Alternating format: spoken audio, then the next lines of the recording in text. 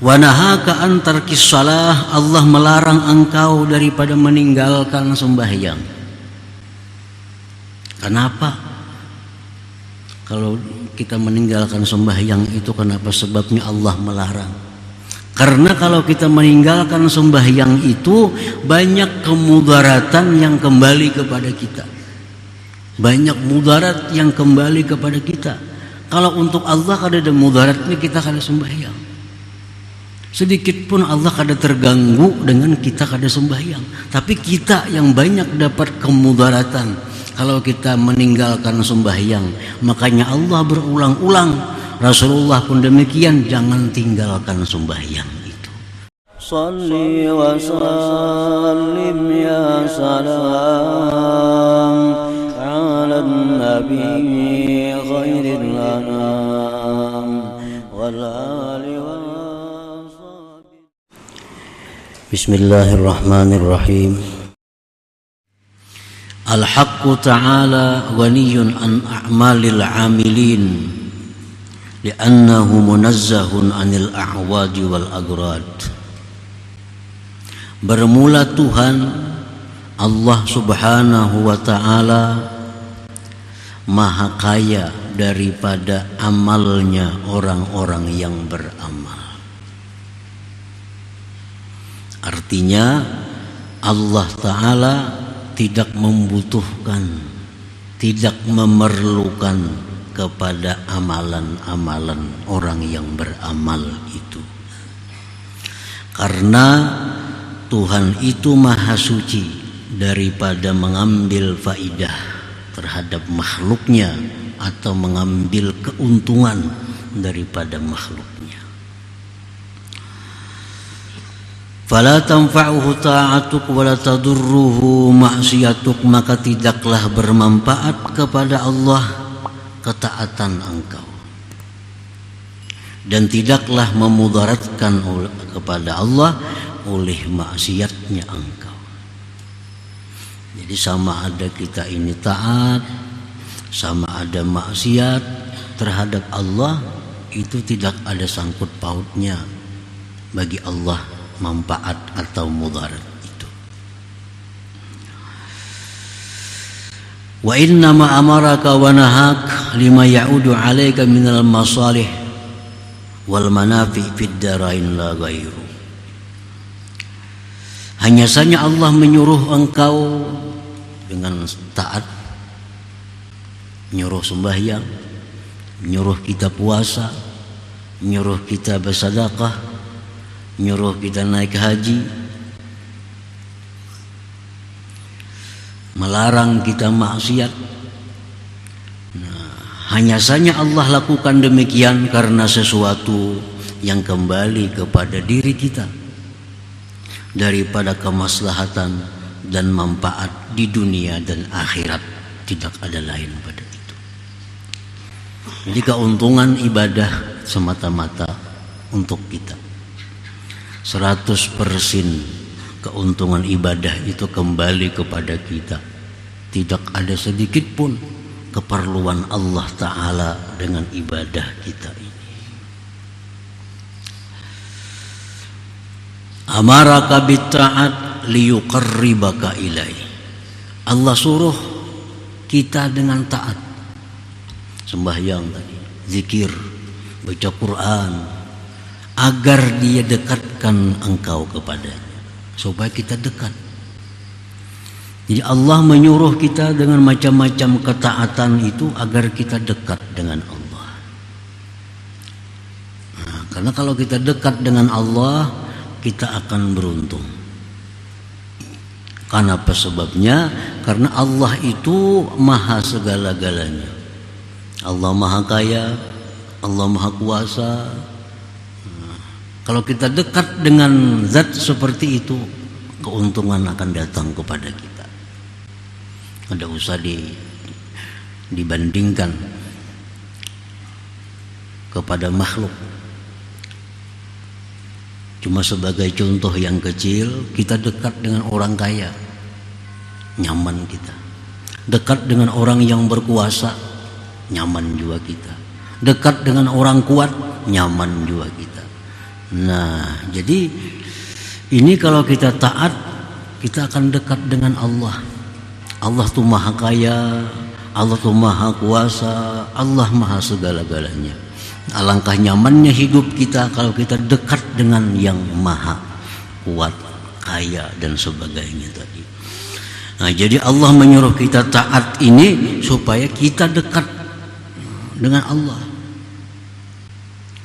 Wa nahaka 'anil ma'asi lima ja'ala fiha min 'alamatil bu'di an hadrati, dan Allah melarang, mencegah kita dari kemaksiatan karena sesuatu yang Allah jadikan pada itu maksiat daripada tanda kejauhan kita dari hadrat Allah Subhanahu wa ta'ala. Namun kita maksiat, kita jauh lawan Allah. Makin jauh lawan Allah, kita makin susah. Kita makin hina.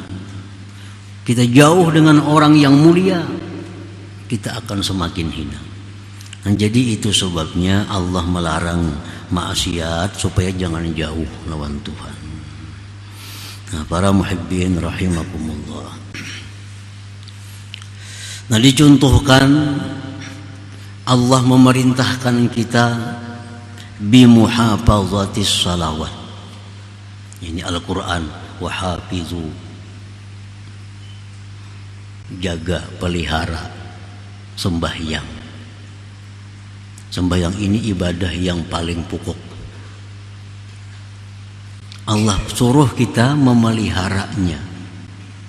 Jangan sampai ketinggalan, jangan sampai keluar dari waktunya.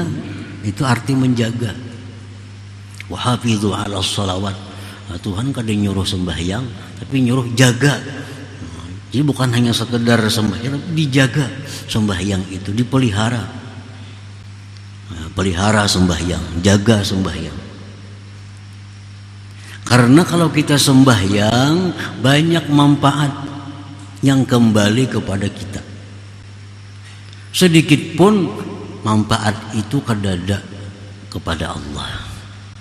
Kita mau sembahyang, mau kada Allah, kada ada urusannya. Kada ada manfaatnya bagi Tuhan, kada ada mudaratnya kalau kita kada sembahyang. Tapi ini untuk kita. Nah, apa manfaat sembahyang itu yang kembali kepada kita kalau kita bisa menjaganya? Pertama disebutkan mardatun li rabbik tabaraka wa ta'ala. Sembahyang itu keridhaan dari Tuhan kepada kita. Nah, kalau kita sembahyang itu dijaga, sembahyang itu dipelihara, Tuhan ridha lawan kita. Allah senang dengan kita. Nah, Allah bila senang dengan kita, siapa nak untung? Kita.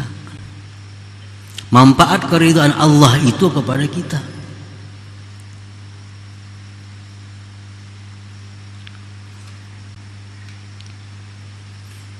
Mardatun lirabbi tabarak wa ta'ala. Orang yang menjaga sembahyang itu manfaat yang kembali kepada dirinya, keridhaan daripada Allah Subhanahu wa ta'ala. Wa ijabatul doa.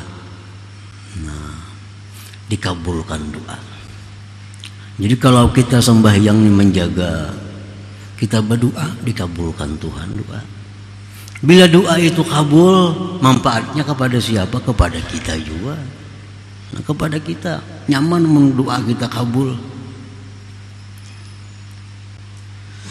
Wa qabulul a'mal, diterima amal-amal ibadah kita. Kalau kita jaga sembahyang dengan baik, amal-amal ibadah lain itu diterima oleh Allah. Nah, kalau sembahyang ini kada kita jaga, maka amal-amal lain pun umpat juga. Orang kada menjaga sembahyang, puasa ditolak Tuhan puasanya. Orang ini kada menjaga sembahyang, penyedekah, sedekahnya ditolak oleh Allah. Orang ini kadang-kadang sembahyang, kadang-kadang kada.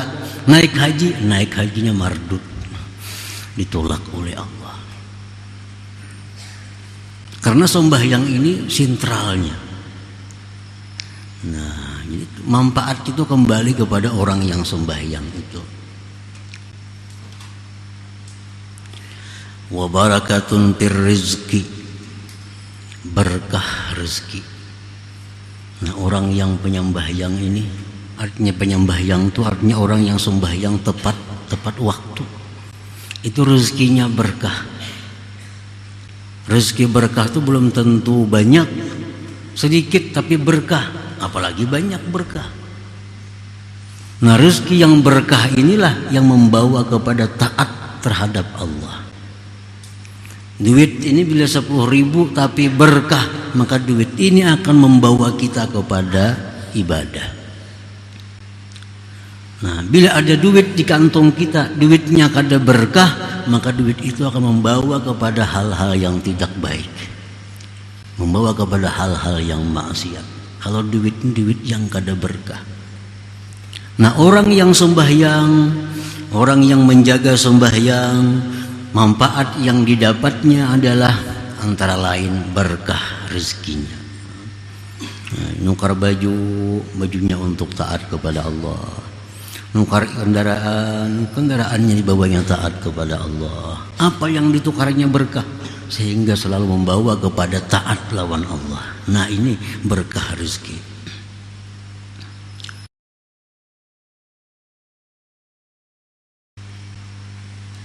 Wa syafi'un an sahibiha, dan memberi syafaat orang yang sembahyang itu. Sembahyang ini memberi syafaat lawan inya, baik menghadapi malaikatul maut. Nah, sembahyang ini memberi syafaat, baik menghadapi munkar dan nakir. Sembahyang ini memberi syafaat kepadanya.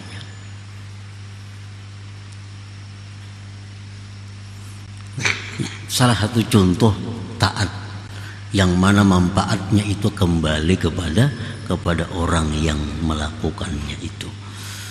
Nah, para muhibbin rahimakumullah, wa nahaka an tarkis shalah, Allah melarang engkau daripada meninggalkan sembahyang.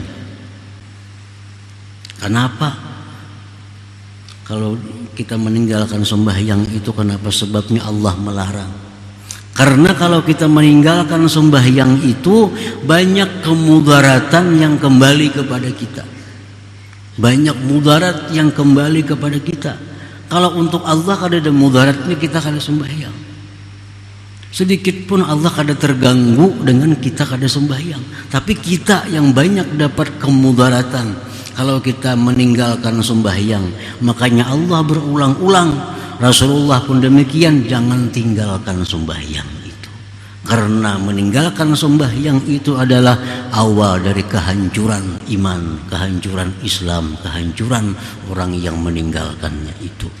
Nah, oleh karena itu dilarang, sangat dilarang meninggalkan sembahyang itu, karena ini pangkal kemudaratan yang akan datang pada dirinya.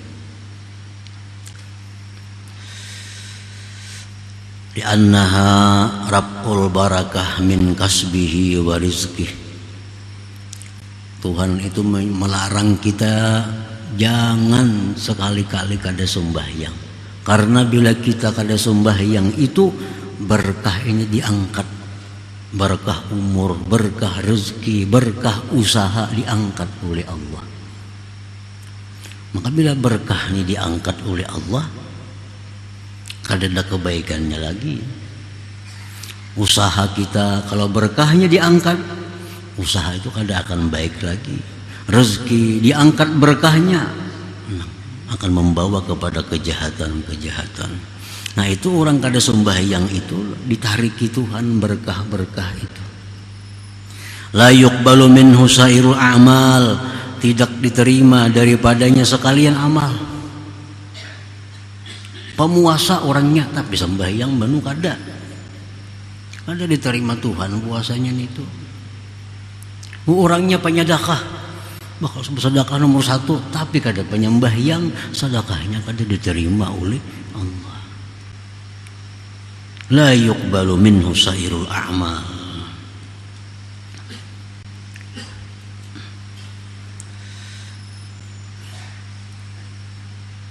Dan orang yang meninggalkan sembahyang itu berhak disebut syaqiyun, orang yang celaka artinya. Orang yang celaka. Nah, makanya tadi setiap kali Allah menyuruh kita melakukan sesuatu pasti banyak manfaat kembali ke kita.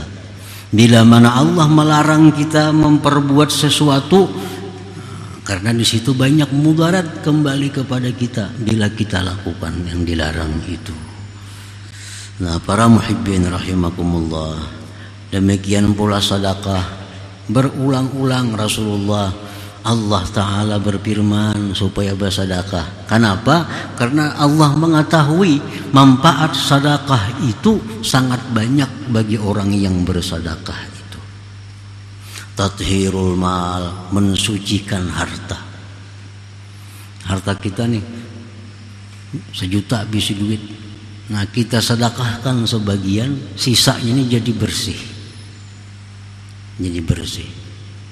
Artinya harta ini ada waktu mendapatkannya itu dengan jalan-jalan yang kurang baik. Namun harta haram kadang-kala dibersihkan dengan sedekah. Ini harta-harta halal juga cuma kurang bagus. Nah, harta halal juga cuma didapatnya dengan jalan bersumpah umpamanya. Nah, itu kurang bagus.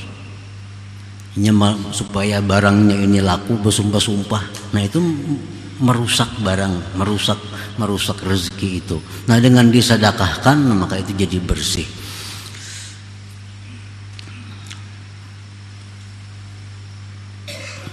Mensucikan badan daripada dosa, bersedekah itu menolak bala bencana, menambah luas rezeki, banyak naung di hari kiamat di padang mahsyar, terdinding dari api neraka. Itulah manfaat sedekah yang kita terima. Makanya Allah berulang-ulang menyuruh kita agar bersedekah karena banyak manfaat yang kita ambil. Nah, para muhibbin rahimakumullah. Jadi Allah Subhanahu wa taala tidak sedikit pun mengambil manfaat dari kebaikan kita, dan tidak sedikit pun Allah terganggu dengan kemaksiatan kita. Nah, itu intinya. Allah menyuruh ini, Allah melarang ini semata-mata untuk manfaat yang kembali kepada orang yang melakukannya.